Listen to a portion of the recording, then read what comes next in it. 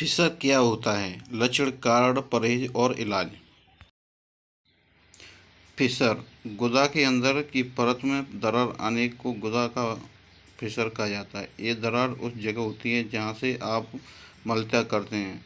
गुदा में दरार या कट आ जाने के कारण मांसपेशियाँ खुल जाती हैं। मांसपेशियों में होने वाली क्षत के कारण उसमें ऐंठन और दर्द हो सकता है, जिससे फिशर की दरारें और बढ़ जाती हैं। मांसपेशियों में स्पास्म यानी ऐंठन के कारण अत्यधिक दर्द होता है और घाव भरना कठिन हो जाता है। इसके अलावा मल त्याग करने के कारण फिशर आसानी से ठीक नहीं हो पाता है।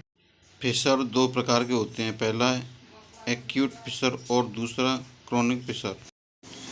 एक्यूट फिशर इस प्रकार का फिशर में दिखने वाले कट काफ़ी ताजे और बारीक होते हैं। यदि फिशर हाल में हुआ है या बीते 6 हफ्ते के अंदर हुआ है तो उसे एक्यूट माना जाता है, पर यह जल्दी ठीक भी हो जाता है। क्रोनिक फिशर में गुदा की परत में होने वाली दरारें या कट काफ़ी गहरे होते हैं। इनमें अंदर या बाहर की तरफ मांसल विकास भी हो सकता है। अगर फिशर 6 हफ्ते से अधिक पुराना है तो क्रोनिक माना जाता है। फिशर होने पर निम्नलिखित लक्षण देखने को मिल सकते हैं। गुदा में हल्का या तेज दर्द। ये दर्द मल त्याग के दौरान बढ़ जाता है। मल त्याग के बाद गुदा में ऐसा दर्द जो कई लंबी अवधि तक बना रह सकता है। मल त्याग के बाद पहुंचने पर चमकीला लाल रक्त दिखाई देना लगता है। गुदा के आसपास की त्वचा में दिखाई देने वाली दरारें। गुदा के आसपास की त्वचा पर छोटी सी गांठ हो जाना। गुदा में जलन या खुजली होना। गुदा का फिशर होने के कई कारण हो सकते हैं। आम कारणों की बात करें तो इनमें शामिल है कब्ज के कारण कठोर मल का त्याग करना, कब्ज के कारण मल त्याग करते वक्त अत्यधिक जोर लगाना, लंबे समय तक डायरिया या दस्त से पीड़ित होना, एनल सेक्स करना, गर्भावस्था या शिशु को जन्म देने के कारण। हालांकि कुछ अन्य कारण भी शामिल हैं जो फिशर का कारण हो सकते हैं, जैसे क्रोन डिलीज या कोई आंतों से संबंधित अन्य कोई संक्रमण रोग। बीमारी के दौरान आपका खान पान। एनल फिशर होने पर आपको इस बात का ध्यान रखना है कि आप फाइबर का सेवन अधिक मात्रा में करें। इससे अधिक आपका स्टूल कठोर नहीं होगा और मल त्याग करते समय गुदा की दरारों पर जोर कम से कम पड़ेगा। यहाँ कुछ ऐसे खाद्य पदार्थों के बारे में बताया गया है जो एनल फिशर के रोगियों को खाने की सलाह दी जाती है, जैसे कि पपीता। पपीते में मौजूद एंजाइम पाचन में मदद करते हैं। इसमें मौजूद कार्सियोलोल कब्ज दूर करता है। कब्ज की समस्या नहीं हो पाती है। केले में फाइबर काफ़ी अधिक मात्रा में होता है और इसे आंतों के लिए अच्छा माना जाता है। केला कब्ज की समस्या दूर करता है। ओट्स में उच्च फाइबर होता है जो मल में पानी की मात्रा बनाए रखता है और उसे कठोर होने से रोकता है। हल्दी इसके एंटी इंफ्लेमेटरी और एंटीबायोटिक गुण इसे हर तरह की चोट और संक्रमण के लिए कारगर बनाते हैं। घी आयुर्वेदिक में घी को फिशर में उपचार के लिए इस्तेमाल किया जाता है। इसे प्राकृतिक लैक्टिव भी माना जाता है। हरी सब्जियां और फल आपको भरपूर फाइबर देंगे। गुदा के फिशर में जिन चीज़ों को खाने से परहेज करना चाहिए उनमें शामिल है मैदे से बनी हुई खाद्य सामग्री, तेल और मसाले वाला भोजन, फूड प्रोसेस्ड फूड। ऐसी कोई भी चीज़ हो जिनको खाने से कब्ज की आशंका हो। फिशर होने पर क्या करें? अगर आपको फिशर होने की आशंका है तो सबसे पहले अपने खान पान पर ध्यान रखें। खाने में हरी सब्जियां और उच्च फाइबर वाली चीज़ों का प्रयोग करें। ऐसा करने से मल त्याग करने में आसानी होगी और भरपूर पानी पिएं। इससे नियमित रूप से मल त्याग कर सकेंगे। मल त्याग करते समय ज़्यादा जोर न लगाएं वरना समस्या बढ़ सकती है। कब्ज से बचने के लिए स्टूल सॉफ्टनर का प्रयोग करें। फिशर के कुछ घरेलू उपाय भी हो सकते हैं, जैसे कि स्वीट बाथ से ये छोटे प्लास्टिक के टब होते हैं जो कमोड पर फिट हो जाते हैं। इसमें थोड़ा गर्म पानी भरें, फिर उससे आपको गुदा क्षेत्र पानी में डूब जाएं। लगभग 10 से 15 मिनट तक सिकाई से आराम मिल सकता है। आप सामान्य टब में बैठकर भी सिकाई कर सकते हैं। फाइबर युक्त खाना। खाने में फाइबर की मात्रा बढ़ाने मल को बहुत सख्त होने और कब्ज़ा पैदा करने से रोका जा सकता है। उच्च फाइबर खाद्य पदार्थों में चौकोर, साबुत अनाज, फलियां, दलिया, असली छोले आदि शामिल हैं। Fibre supplement. आप ऐसे फाइबर सप्लीमेंट ले सकते हैं जो मल त्याग करने तो आसान बनाते हैं। इनका सेवन करने से कब्ज की समस्या कम होती है और मल त्यागने में परेशानियां नहीं होती हैं। लैक्सेटिव। अगर आपको लंबे समय से कब्ज की समस्या है तो लैक्सेटिव लेने से आपको राहत मिल सकती है। इससे आप नियमित रूप से मल त्याग कर सकते हैं और प्रेशर के कारण गुदा पर अतिरिक्त दबाव नहीं पड़ेगा। इलाज। एनल प्रेशर के इलाज के लिए डॉक्टर आपकी शारीरिक जांच करेंगे। चिकित्सक आपके प्रेशर से प्रभावित क्षेत्र यानी गुदा और आपके आसपास के क्षेत्रों को देखकर उसमें आई दरारों को करीब से देखेंगे। डॉक्टर कुछ और परीक्षणों कराने की सलाह भी दे सकते हैं। एंडोस्कोपी। एंडोस्कोपी में रोगी की गुदा के अंदर एक पतला ट्यूब डाला जाता है। इस ट्यूब के जरिए चिकित्सक आपके शरीर में फिशर में आए कट या दरारों की स्थिति को जांच करता है।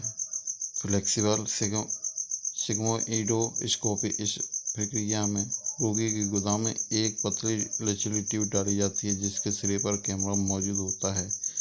ऐसे कॉलन के निचले हिस्से में डाला जाता है। कोलोनोस्कोपी।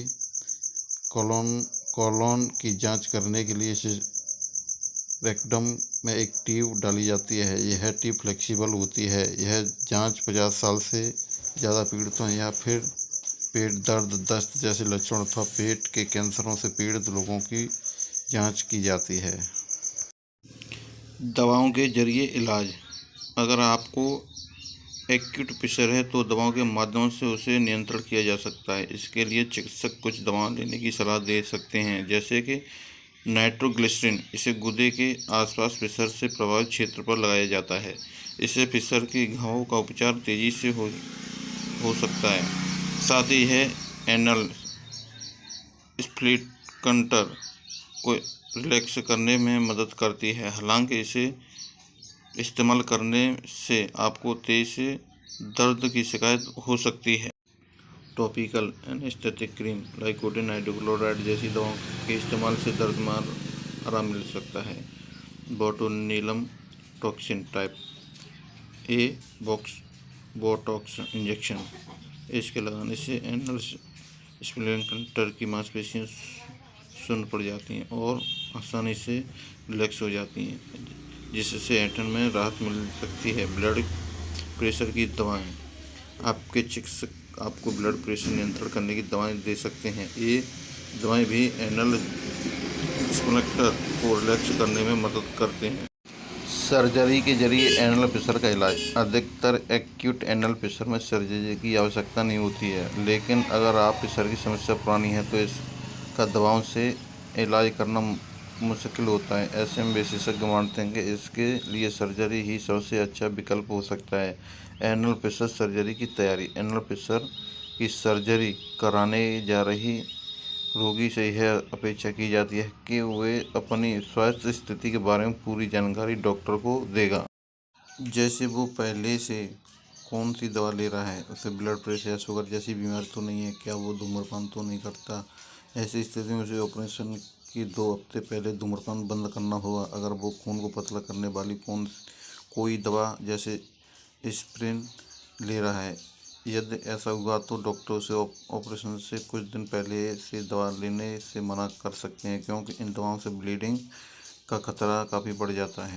सर्जरी के समय से कम 12 घंटे या फिर सर्जरी वाले दिन एक रात पहले करीब आधी रात के बाद से रोगी को कुछ खाने पीने को नहीं दिया जाता। सर्जरी से पहले डॉक्टर एक रेचक नाम की दवा जो कोलन को खाली करने के लिए इस्तेमाल होती है उसे दे सकते हैं, या फिर एनीमा प्रक्रिया भी निर्देशित कर सकता है। सर्जरी के जरिए एनल स्फिंक्टर की मांसपेशियों को रिलैक्स करने की कोशिश की जाती है। ऐसा करने से इन मांसपेशियों में होने वाला स्पास्म या ऐंठन कम होती है और दर्द में कमी आती है। एनल फिशर की सर्जरी में लेटरल इंटरनल स्फिंक्टेरोटोमी LIS नाम की प्रक्रिया करते हैं। इनमें एक स्फिंक्टर की मांसपेशियों में से एक छोटा सा टुकड़ा काटकर हटा दिया जाता है। इससे गुदा के आसपास दर्द में कमी आती है। शोध बताते हैं कि पुराने फिशर के लिए सर्जरी किसी भी चिकित्सा उपचार की तुलना में कहीं अधिक प्रभावी है। ये इसे 2 तरीकों से किया जा सकता है। ओपन स्फिंक्टेरोटोमी में की प्रक्रिया में सर्जन द्वारा एक छोटा सा कट लगाते हैं जिससे स्फिंक्टरम मसल्स को देख सकें। इस कट को आमतौर पर खुद से सूखकर ठीक होने के लिए छोड़ दिया जाता है। वहीं क्लोज्ड स्फिंक्टेरोटोमी में सर्जन त्वचा के अंदर एक ब्लेड ले जाते हैं जिससे वे स्फिंक्टर मसल्स को ढूंढ सकें और फिर से सर्जरी के दौरान काट लेते हैं। इस प्रक्रिया की सबसे खराब बात यह है कि इसमें ज़्यादातर पीड़ित का अपने पेशाब करने की प्रवृत्ति पर नियंत्रण खत्म हो जाता है। फिशर की सर्जरी के बाद आमतौर पर 1 या 2 हफ्ते के बीच रोगी सामान्य दिनचर्या में लौट सकता है। दफ्तर जाने वाले लोग इस अवधि के बाद ऑफिस जाना शुरू कर सकते हैं। हालांकि आपकी गुदा को पूरी तरह ठीक होने में 6 हफ्ते का समय लग सकता है। लेजर सर्जरी, इस सर्जरी को लेकर एनेस्थीसिया के साथ किया जाता है। सर्जरी के लिए कार्बन डाइऑक्साइड लेजर का ज़्यादातर उपयोग किया जाता है। एक खास प्रभावित क्षेत्र पर लेजर फोकस करके इसका उपयोग किया जाता है। ये ज़्यादा कंट्रोल्ड प्रक्रिया है। सामान्य और परंपरागत तौर पर की जाने वाली सर्जरी के साथ ही अब एनल फिशर के लिए अब लेजर सर्जरी भी बहुत भी लोकप्रिय विकल्प के तौर पर उभर कर सामने आ रही है। लेजर सर्जरी की प्रक्रिया आधे घंटे के अंदर ही हो जाती है, लेकिन यह बहुत ही ज़्यादा प्रभावशाली है। यह पूरी तरह से सुरक्षित भी है। सामान्य सर्जरी में मरीज के ऑपरेशन के तौर पर काफ़ी बड़ा कट लगाकर इस कट के परिणाम स्वरूप बहुत ज़्यादा खून निकलता है। फिशर रोग को अच्छा करने के लिए खाने में क्या क्या चाहिए? फिशर की सर्जरी के बाद इस बात का खास ध्यान रखना जरूरी है कि अपने खान पान में ऐसी किन चीज़ों को शामिल करें जो आपको हीलिंग में मदद करे। आइए जानते हैं। फाइबर रिच डाइट, फाइबर में भरपूर आहार जैसे दलिया, सेब, केला आदि लेने से फिशर और तेज़ी से ठीक होता है। फिशर के मरीज को अपने आहार में 25 से 30 ग्राम फाइबर का सेवन जरूर करें। गेहूं का चोकर, फिशर के इलाज के बाद यह बहुत ज़रूरी है कि आपका मल आसानी से पास हो। इसके लिए ज़रूरी है कि आपको कब्ज की समस्या न हो।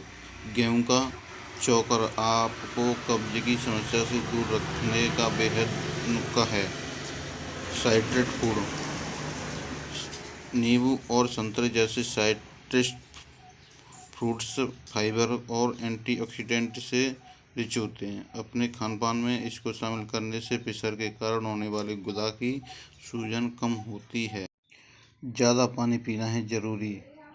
पानी हमारे जीवन के लिए अमृत है और इसका अधिक से अधिक सेवन करने से बहुत से रोगों को फायदा मिलता है। पानी पीने से आपके शरीर की पाचन क्रिया बहुत अच्छी होती है और इससे फिशर के जल्दी ठीक होने में मदद मिलती है। आपका जितना ज़्यादा पानी पिएंगे इलाज के बाद आप उतनी ही जल्दी फिशर से निजात पाएंगे। हरी सब्जियां, फिशर ठीक होने में हरी सब्जी का सेवन बहुत मददगार साबित होता है। हरी सब्जी में पोषक तत्व जो त्वचा की हीलिंग में फायदेमंद साबित होते हैं। फिशर की सर्जरी के बाद त्वचा की जल्दी हीलिंग के लिए हरी सब्जियां अपने खाने की थाली में ज़्यादा से ज़्यादा शामिल करें।